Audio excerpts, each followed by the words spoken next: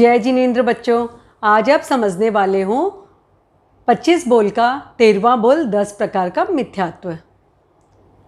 आपको बताने हैं ये 10 नाम। जैसे कि पहला, धर्म को अधर्म समझना, अधर्म को धर्म समझना। मार्ग को कुमार्ग समझना, कुमार्ग को मार्ग समझना।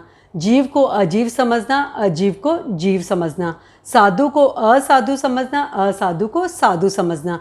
मुक्त को अमुक्त समझना, अमुक्त को मुक्त समझना।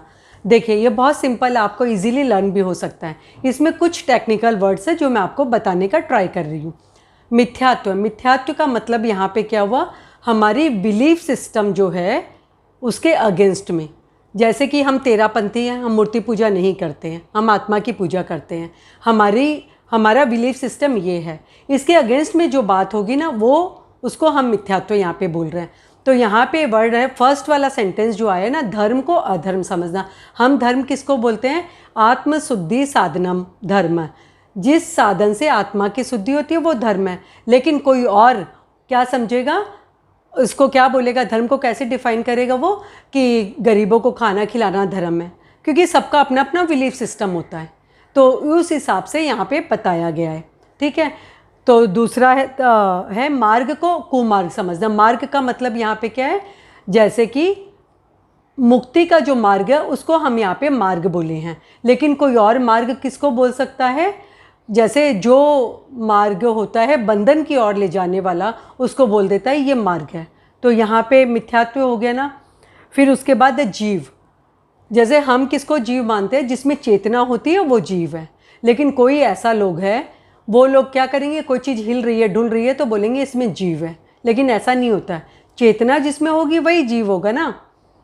और उसके बाद साधु को असाधु समझना। हम साधु किसको समझते हैं? जो 5 महाव्रत ग्रहण करते हैं। आप एक बोल में पढ़ेंगे, आने वाले बोल में 5 महाव्रत क्या होते हैं।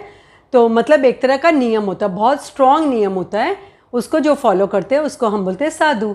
लेकिन कोई साधु जैसे कपड़े पहन लेता है, उसको साधु बोलने लग जाता है। तो ये बिलीफ सिस्टम में डिफरेंस आ गया ना। और उसके बाद कोई बोलते हैं मुक्त को अमुक्त। हम किसको मुक्त बोलेंगे? जिसकी आत्मा से सारे कर्म हट गए हैं। कर्म आपने पढ़ा ना, 10वां बोल कर्म 8। तो ये जो 8 कर्म जिनसे छूट गए हैं ना, वो मुक्त हो गए हैं। लेकिन कोई और किसको मुक्त बोलेगा? दूसरे, उसके अगेंस्ट जो बात होगी उसको मुक्त बोलेगा। तो इस तरह मैंने आपको समझाने का ट्राई किया है। ये सिंपल टर्म्स है, जो आप समझोगे ना तो आपको इजीली याद हो जाएगा। और वैसे बहुत इजी बोल है ये, तो मोस्टली आप सभी ने लर्न भी कर लिया होगा। लेकिन मगअप करने के पहले थोड़ा सा वर्ड्स का और इन टर्म्स को यदि आप समझ के पढ़े तो आप हमेशा के लिए याद रख सकोगे। Thank you. जय Jinendra. Any doubt you may ask.